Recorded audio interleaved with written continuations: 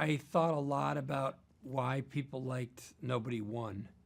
And the action was great, and Ilya Naishuller shot it, and just, Greg Rementer oversaw the choreography.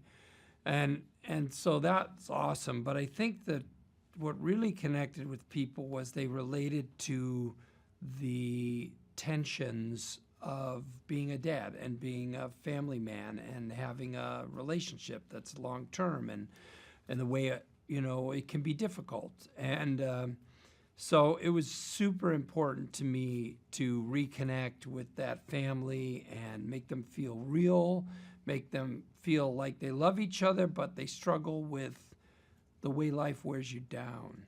And yeah, to me, it's in the DNA of Nobody, that if you don't get that right, it doesn't matter how good the action is. She has a more active role. She takes on some action, which at the end of Nobody Won, I said to her, would you be willing to do action in Nobody 2 if we get to do that? And she was like down for it big time. She trained for action in different films she's done, not to mention Gladiator, a great film. And she said, I'm ready to go anytime you want me to do that. To me, one of the themes of Nobody Won was the husband and wife who've lost touch with each other, and they've lost touch with the feelings of respect for each other and the way in which the other person is an active free agent who's made a choice to be in this relationship.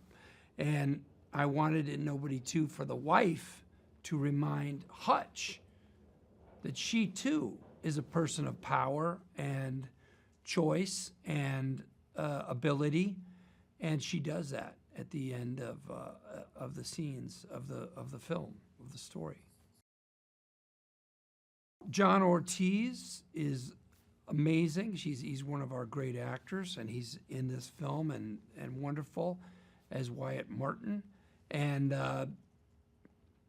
Colin Hanks, I love Colin. I did Fargo with Colin, and we knew we had a bad guy sheriff, but I needed him to be a guy you didn't suspect when you first meet him.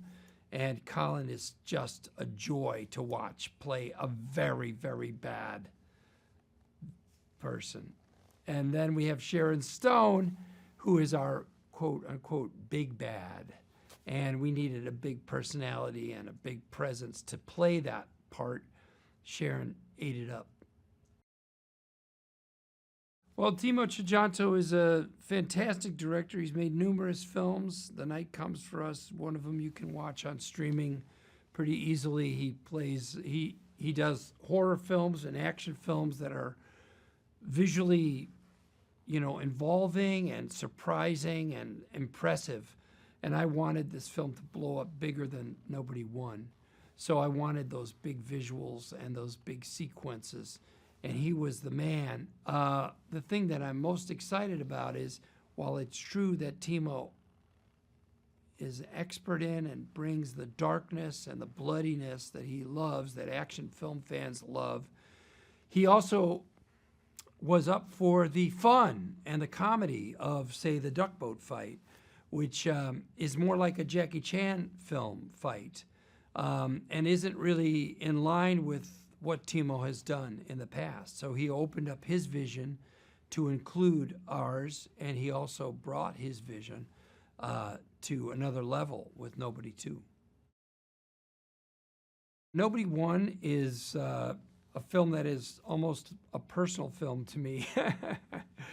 My family had 2 break-ins, and when I talked to Derek Kolstad about the movie, I talked about those break-ins and how much feeling I had left inside me of frustration and resentment that I wanted to act out on screen.